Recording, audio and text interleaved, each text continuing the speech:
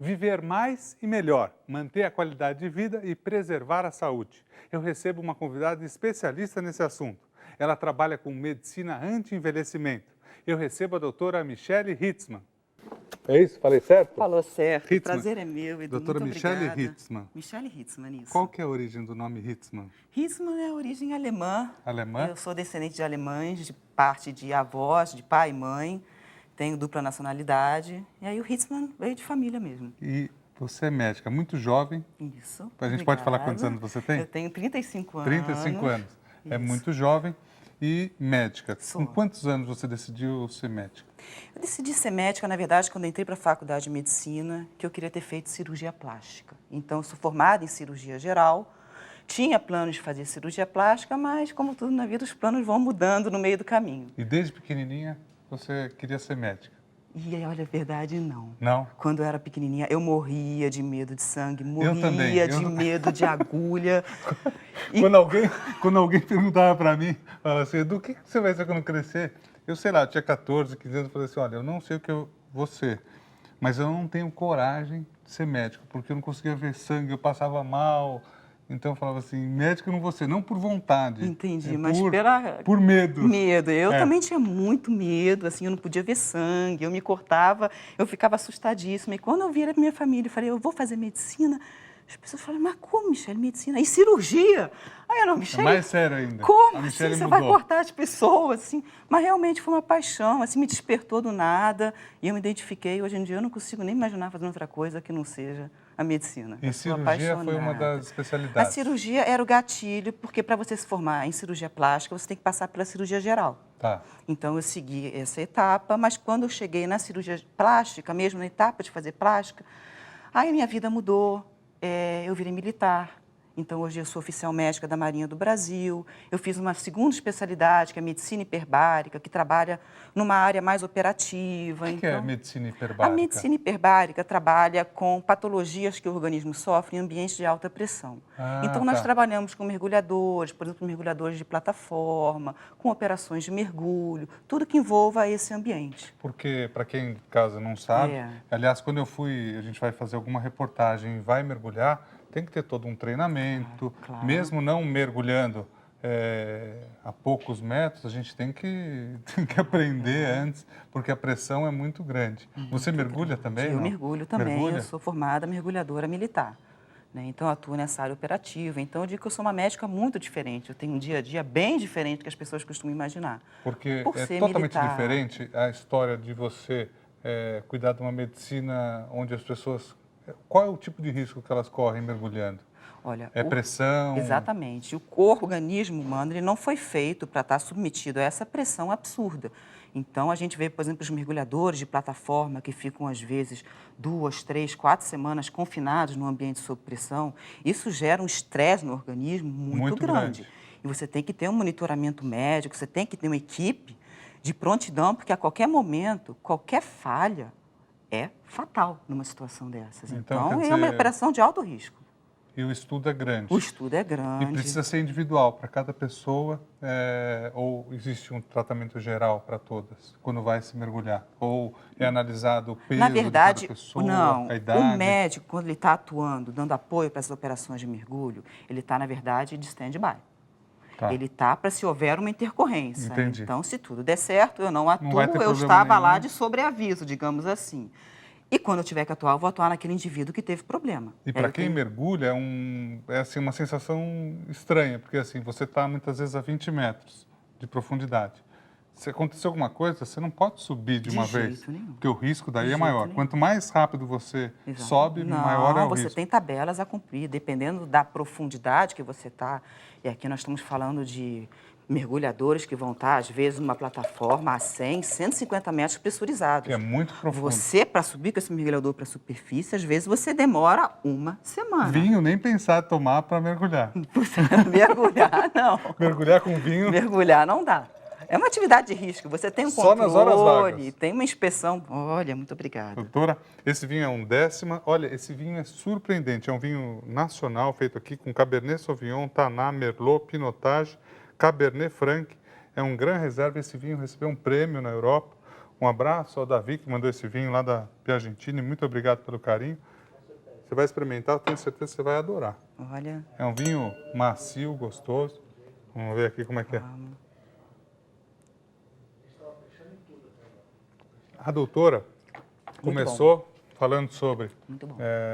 a sua especialidade. Primeira, que queria ser plástica, mas deixou de lado. Isso virou o plano B. Mas hoje você tem um plano AA, que é um plano Exatamente. para o futuro. E é uma coisa muito interessante, que você de casa, se não conhece, eu conheço um pouco sobre isso, mas eu sei que está ligado sobre tudo. É uma medicina que trata da causa e não do efeito, é mais ou menos isso? Exatamente. Hoje eu tenho a formação chama-se medicina anti-envelhecimento. Essa medicina surgiu nos Estados Unidos, foi o berço dessa medicina. Foi trazida para o Brasil pelo nosso grande professor e pesquisador Ítalo Rachid, há mais ou menos 10 anos. E ele tem um grupo de estudos de educação médica continuada e que ele forma os médicos do Brasil para estarem atuando nessa área. Ou seja, muito recente esse Muito estudo. recente, inclusive não é reconhecida como especialidade médica ainda no Brasil. E eu sou apaixonada e acredito que é a medicina do futuro. Infelizmente, não é muito conhecida ainda. Nem os próprios médicos conhecem. Quando eu falo que eu atuo na área de anti-envelhecimento, anti-aging, eles sempre me perguntam se é geriatria ou algo E parecido. qual que é a diferença, para o público de casa entender? Muita gente, como você falou, confunde com geriatria. Confunde, porque Qual é a diferença de uma e de outra? Porque, na verdade, o nome anti-envelhecimento é que está inadequado. Seria mais ou menos uma gestão da idade, ou um envelhecer com sucesso. Então, a gestão da idade... seria um nome mais adequado para esse tipo de medicina. E para cada tipo de idade tem, vamos supor, um tratamento? Eu tenho Exatamente. 36 claro, anos. Claro. Para quem tem 45, para quem tem 55, 65. Isso, exatamente. Para cada fase da vida? Essa medicina, na verdade, ela é totalmente individualizada para o perfil que o paciente tem, para os desequilíbrios hormonais que ele apresenta. Então, quando a gente recebe o paciente, primeiro a gente traça o perfil hormonal dele e vê exatamente aonde que está a falha, aonde que está o declínio metabólico. Então, esse tipo de tratamento nunca pode ser geral, De jeito assim, nenhum, como aplicado de uma forma geral, porque cada pessoa, uma é diferente da outra. Exatamente. Vamos entender que o envelhecimento, ele é que nem a nossa impressão digital. Ele funciona de forma totalmente diferente para cada um. Apesar da idade de vida para todos, então, vamos supor, para cada um vem de um você jeito. com a tua idade, se eu pegar 10 indivíduos com a tua mesma idade, que inclusive tenham nascido no mesmo dia, tudo igual, cada um de vocês vai estar envelhecendo a um ritmo, a uma velocidade, a uma intensidade totalmente Doutora, diferente. o meu ritmo está grande, eu estou com um fio de cabelo branco aqui do lado. Então, você vê que tem que ser um tratamento totalmente individualizado, porque o meio atua demais no processo de envelhecimento. E está ligado a tudo, por exemplo, a alimentação, o que a gente come, Exatamente. O tipo de vida que a gente tem, o estresse do dia a dia. Exatamente. Para a mulher é de um jeito, para o homem é de outro. Um fator importante, a gente até está explicando para o pessoal de casa, a medicina sabe há muito pouco tempo que a herança genética tem muito pouca influência na nossa longevidade.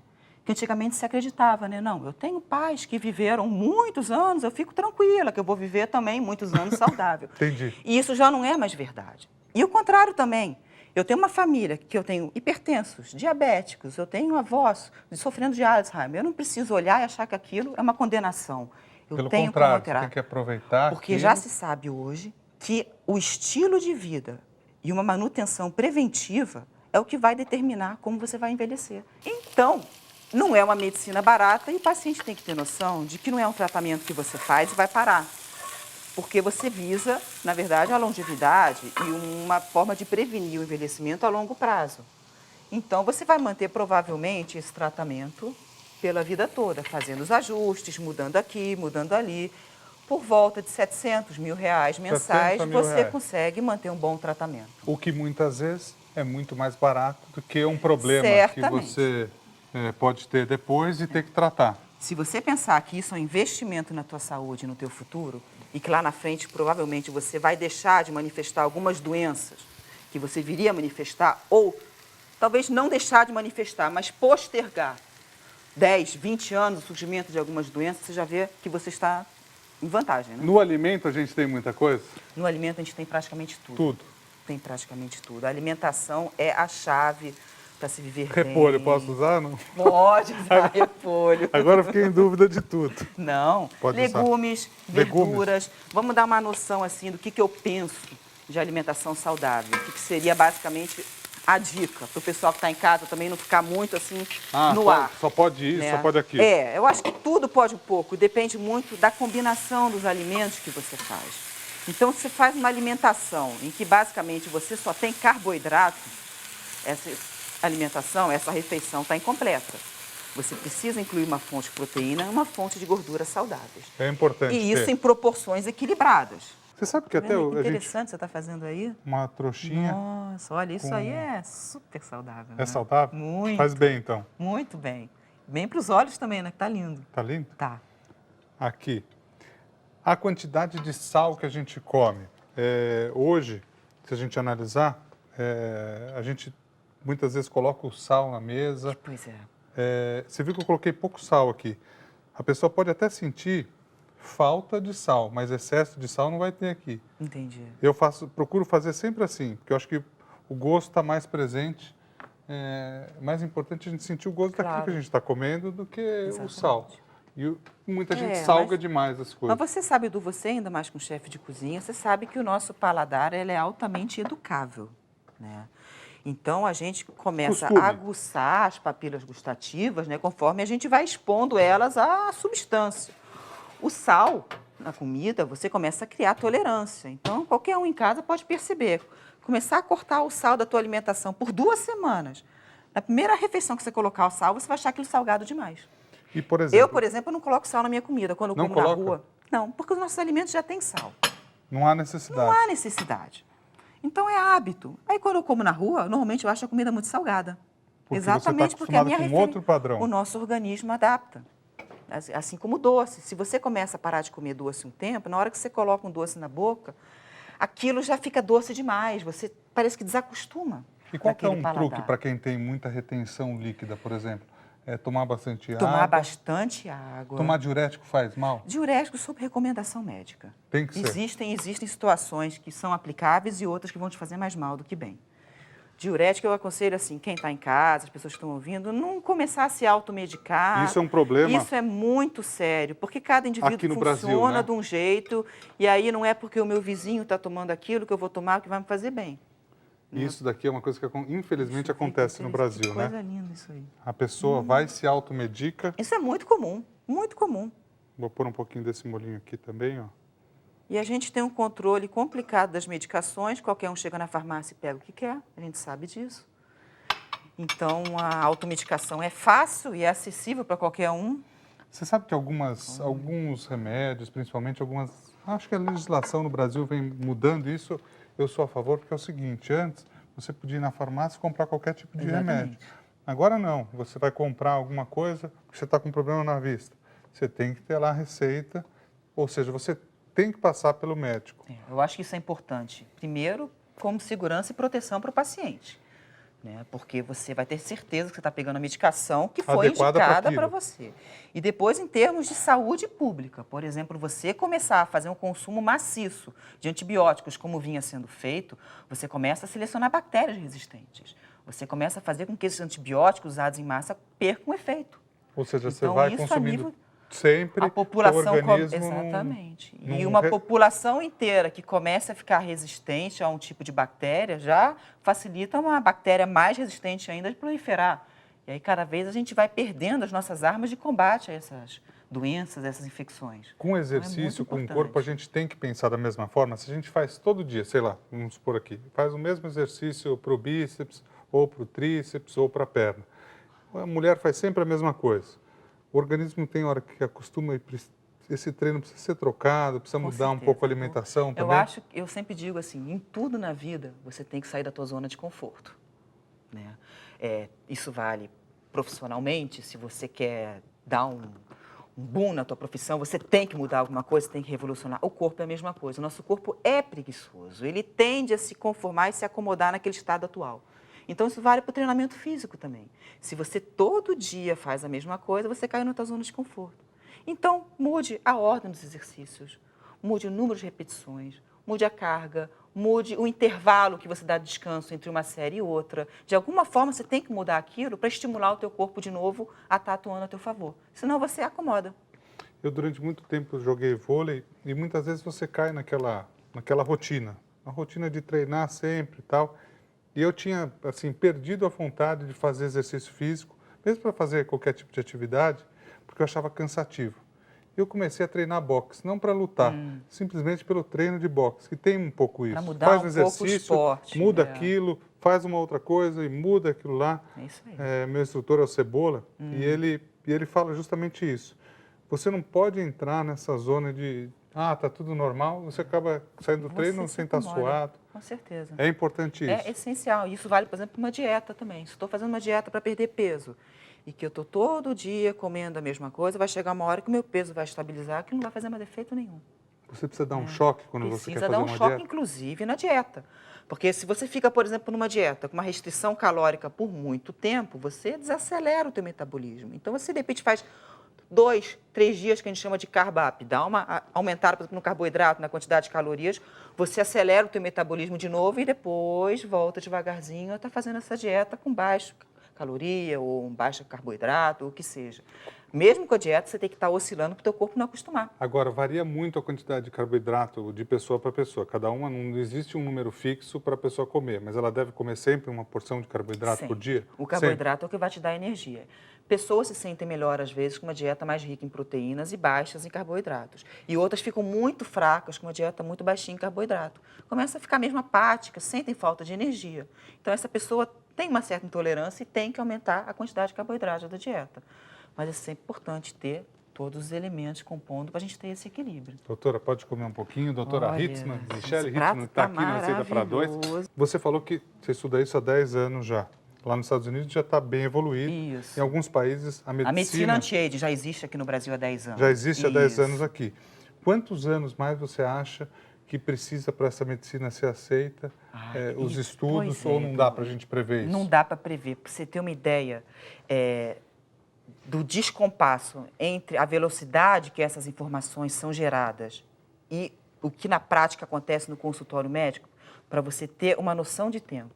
A partir do momento que eu tenho uma nova descoberta, eu tenho um novo tratamento, que já está comprovado, validado e aceito, desse momento até a hora que ele chega no consultório e é aplicado na prática nos consultórios médicos, leva em média 17 anos. Ou seja, é muito tempo. Você entende a lacuna que existe até que a população tenha acesso muito grande. a essas descobertas todas? É assim, parece até mentira, que um tratamento que já foi aprovado, que está lá para a população se beneficiar, ela não tem acesso por muitos anos, até aquilo chegar à pessoa em si, ao beneficiado que é o paciente. Ou seja, pode demorar mais muito tempo. O que não vai então, demorar... essa que é a função da gente estar aqui esclarecendo e mostrando que existe solução. Então, as mulheres que Isso estão tem que ser sofrendo informado, em casa, né? comendo, os homens que estão sofrendo e achando que é tudo normal da idade, que eles têm que realmente ter esse declínio todo na qualidade de vida deles, por causa do envelhecimento, não é bem assim. A medicina está aí, a gente tem que se beneficiar do que está sendo ofertado para a gente. A gente tem que aproveitar de tudo que é de novo. Exatamente. E o melhor, a gente não pode ter preconceito, a gente tem que enxergar qualquer problema, todos os problemas de frente. A gente não pode achar que com a gente nunca vai acontecer. Exatamente. A gente ouve um amigo falando uma coisa, ouve o outro, e acha que aquilo nunca vai acontecer com a gente. Ter um senso crítico e saber onde buscar essa informação toda. Doutora, eu vou te dar de presente a minha linha da Tupperware, a linha Prisma. Ela é super bonita, eu vou mostrar para você. Ela é feita com policarbonato, com exclusivo design moderno e contemporâneo, inspirado em cristais, uma linha desenvolvida especialmente para você que gosta de beleza, elegância na hora de servir. Conheça toda a linha de produtos da Tupperware. Você também pode se tornar uma revendedora da marca. Entre no site ou ligue para 11 30 54 59 10. Olha, tem um produto muito ali obrigada. que é especial para você tomar água, para você carregar. Perfeito, nada mais aplicável. Foi desenvolvido por uma pessoa na África e é justamente para isso, para que você beba água o dia inteiro e para que você não fique jogando aí garrafa para um lado, garrafa para o outro, você tem essa garrafa. Claro, e você transporta. Na reciclagem, na preservação aí, né? Eu vejo que você tem um site. Tem Eu queria que você deixasse o site para todo mundo. Vou deixar também no meu, para quem quiser visitar. Pode falar. Vou até aproveitar aqui, Edu, nós estamos desenvolvendo um projeto agora, que é o Programa Doutora Hitz, de saúde nas empresas, que eu pretendo estar levando essa informação para as pessoas, né? Eu tenho um papel de educadora, em conjunto com a editora Manoli. E mais informações vocês podem pegar no meu site, que é www.doutorahitz.com. Doutora Hitz é DRARITZ.com.